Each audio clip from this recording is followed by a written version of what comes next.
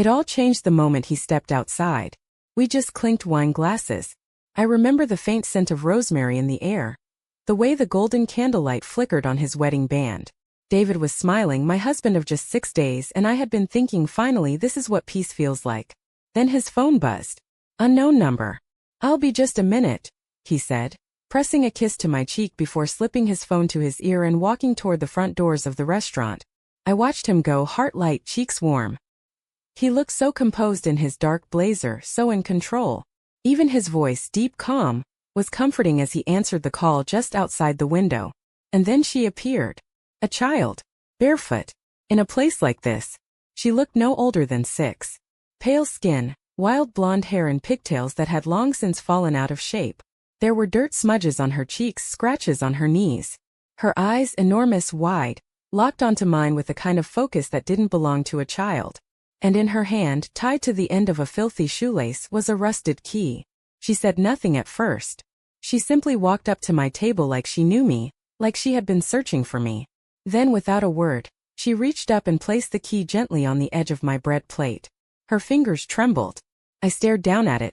Old brass edges worn, something about it almost wet? My stomach twisted. And before I could speak, she leaned in. My mommy said, she whispered, barely audible over the clink of forks and soft jazz in the background, if I ever saw your face, I should run to you. Before he finds me. My breath caught. I blinked hard, expecting, needing someone to intervene. A waitress. Parent. Anyone. But no one moved. It was as if she'd slipped into my world like a ghost. Just her, me, and the key between us. She looked around, her lips pressed tight, then added, Are you Amara? My mouth opened. Nothing came out. My mommy said you're next. She reached into the small pocket of her oversized hoodie and handed me a crumpled piece of paper, the edges torn and stained. I unfolded it with shaking fingers. My name was on it. Amara Collins. Trust her. Show her the key. Then run. Everything inside me flipped. My skin went cold. I looked back at the girl, and in that moment I noticed 2 things. The faint mark of a bruise on her jawline, and the look of absolute terror in her eyes. And then suddenly the atmosphere in the restaurant shifted. The waiter closest to us, young, tall, smiling just moments ago, saw the child and froze. His body stiffened. He backed away slightly, like someone who had just seen a wild animal walk into the room. Then the manager emerged from the back with surprising urgency, eyes darting toward us, sweat already forming on his forehead. He was on us too fast, his approach too calculated. I stood protectively, shielding the child slightly with my leg. Ma'am, the manager said, forcing a tight smile, we can't allow unaccompanied minors to roam the floor. Let me help her find her guardian. She's with me, I said before I could stop myself. My voice cracked. The girl gripped the hem of my dress. Behind me, the restaurant's front door swung open with a soft chime. David was walking back in. But he wasn't alone. 2 men followed behind him, both dressed casually, jeans and leather jackets. But their eyes weren't casual. They locked onto me instantly. One of them whispered something to the other and nodded toward our table. David saw me standing and tilted his head slightly, like he was confused. Like I was the one being odd. Everything all right? He asked, still holding the phone in his hand. The manager stepped forward. I'm sorry, sir, he said quickly.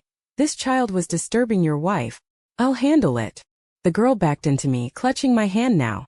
Don't let him take me, she cried, louder this time. Please, please don't let him take me. The manager moved fast. One hand grabbed the girl's wrist, the other tried to block my arm.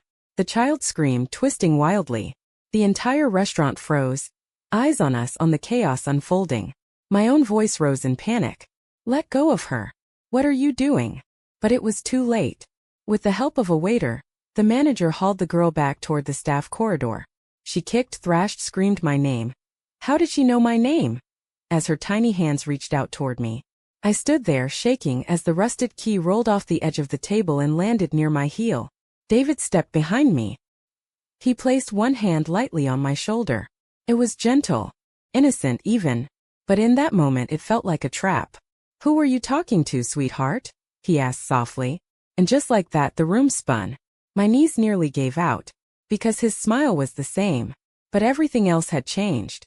The night after the restaurant, Amara didn't sleep. She sat curled on the living room couch, still in her dress, the key clutched tightly in her hand.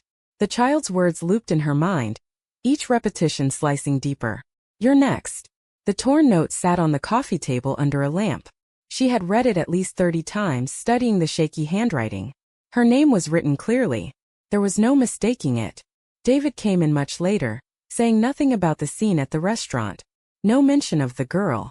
No concern. He kissed the top of her head, asked how her food was, then disappeared into the shower. Like everything was normal. Too normal. The next morning Amara left early. She needed to get out, clear her head, think without his eyes on her. She stopped at a small corner store for water and some fruit, something to settle the nausea growing in her gut. Her card declined. She tried again. Declined. "Maybe try another one, ma'am," the cashier offered. Amara frowned, pulled out her phone, and opened her banking app. The screen flashed red. Account frozen due to suspicious activity. Contact account administrator. She called the bank instantly. After 5 minutes of back and forth, the operator finally said, "Your husband requested a temporary freeze last night. He reported potential fraud on the joint account." Her fingers went cold around the phone. "I didn't authorize that." "I'm sorry, ma'am," the voice replied. "His name is on the account. He has full access." She ended the call, heart pounding. Back at home, David was in the kitchen making coffee. He smiled like nothing had happened. "Hey, sweetheart. Everything okay?" he asked. "You froze the account," she said, trying to keep her voice steady. He looked confused. "What?" "No, I just called about a suspicious charge. Must have been a misunderstanding. I'll call them now. You know how banks overreact." She stared at him, searching his face for cracks. But his expression was calm, charming, rehearsed. Without saying another word, she grabbed her keys and left. She didn't go to work. She went straight home, her real home. The townhouse she'd bought years before meeting David. Her safe place. She pulled into the driveway and stopped short. The front door was wide open. Amara ran up the steps and froze. The locks had been changed. There were boxes stacked just inside the hallway. Someone else's furniture. A woman stepped out of the kitchen, startled. "Who are you?" the woman asked sharply. "I'm the owner of this house," Amara replied. "No, I am," the woman snapped, holding up a piece of paper. "I have the deed. I closed on this place 2 days ago. Signed by both you and David Collins." She shoved the document toward her. Amara grabbed it, her hands trembling. Her signature was there. Perfect. Identical. But she had never signed anything. She stumbled backward, unable to breathe. A neighbor across the street stood by his car, watching. She waved at him. "Mr. Tay, can you help me?" He looked away. Another neighbor crossed her arms, murmuring to someone else. Their eyes flicked toward her with pity. "She's not well," one of them said. "Her husband tries his best." Amara got back in her car and drove. No destination. Just distance. She tried the police. Tried to report the girl from the restaurant, the strange events, the key. They dismissed her. "Ma'am," the officer said flatly, "your husband already came in. Said you've been under stress. Maybe it's best to take some time. Resent her." She stared at the officer, stunned. That night, Amara parked outside a community center just to have somewhere to breathe. That's when a voice spoke through her open window. "You're not the first." She turned. A woman stood there, maybe late 60s. Tall, dark-skinned, glasses perched low on her nose. There was something deliberate in her stance, as though she'd been waiting. "My name is Yara," the woman said. "I used to work in municipal records. That little girl's mother. She came to me 3 months ago. Told me something bad was happening. She disappeared 2 weeks later." Amara stepped out of the car slowly. Yara pulled out a manila folder. "I couldn't help her in time. Maybe I can help you." They sat in a small diner. Yara opened the folder and slid over a printed document. It showed a house transfer. Not Amara's, another woman's. A woman who had vanished without a trace. "They do this often," Yara said. "Target women who own property. They get close. Marry them. Then disappear them." Amara's throat dried. "David," she whispered. Yara nodded. "He's done this before." The next page showed a handwritten ledger. Names. Dates. A note transferred. Acquired. Eliminated. "Where's the girl now?" Amara asked. Yara hesitated. She was in foster care. But last week she vanished. Just like her mother. Amara pulled the rusted key from her coat pocket. She gave me this. Yara blinked in recognition. I know that key. Her mother said it opened a storage unit. Evidence. Proof. Amara stared down at it. Her fingers curled tightly around the shoelace. Then that's where we go next, she whispered. Yara nodded. But before they left, Yara pulled one last page from her folder. A photocopy of a name at the bottom of the ledger. Target number 12 Collins Amara. Status married. Asset acquired. Next of kin. Eliminate. Amara stared at it. Her own name written like a checklist item. She closed her eyes. Then she opened them steady. It was time to finish this. The storage unit sat in the far corner of a desolate lot just outside the city. Rows of identical rust-red doors, lined like teeth in the mouth of something long forgotten. Yara drove. Amara gripped the key. They arrived just after midnight. Cold wind swept across the gravel as they stepped out. The key trembled in Amara's hand as she approached the unit. Number 211. The lock clicked, rust grinding in protest, and the door groaned open. Inside darkness. They stepped in, phones lighting the gloom. Rows of bankers' boxes. Labeled by initials. Files. Photographs. Voice recorders. Amara opened the first box. Inside a wedding photo. Not hers. Another woman. Same pattern. Same man. The next box held forged documents. Deeds. Bank transfers. Fake IDs. Passports. Names crossed out. All women.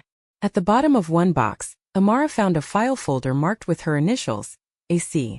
Inside was a photo of her and David on their wedding day. A copy of her signature on the house deed. A note. All paperwork cleared. Next stage. Discredit plus transfer. She staggered backward while rising. I was just an entry in a system, she muttered. Suddenly footsteps. Outside. Yara looked at her. We're not alone.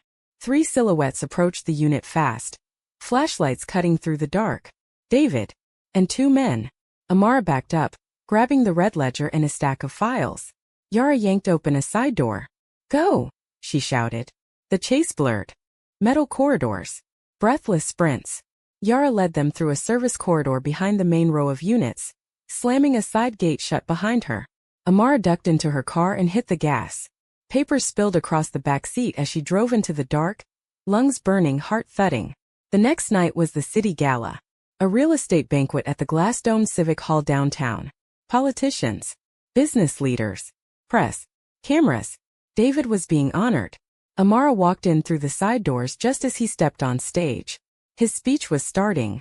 She climbed the stairs behind him. The room gasped. She took the mic.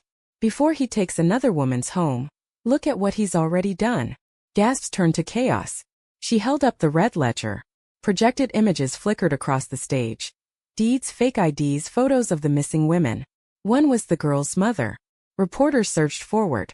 Families of the victims stood, shouting. Names were called out. Stories spilled into the air like fire. David turned. For the first time his smile cracked. Police moved in. The mayor gave the signal. David was handcuffed on stage. One of his partners tried to run. Security tackled him near the entrance. And then Mrs. Yara entered with the little girl. Alive. Safe. The girl ran to Amara. She knelt and wrapped her arms around her. The storm was finally over. Weeks later, Amara stood alone in front of a quiet grave. She placed a single daisy on the headstone. I survived, she whispered. You would be proud. As she turned to leave, the wind rustled her coat. The old key, now on a fresh silver chain, glinted in the sun. It had unlocked everything and saved her life.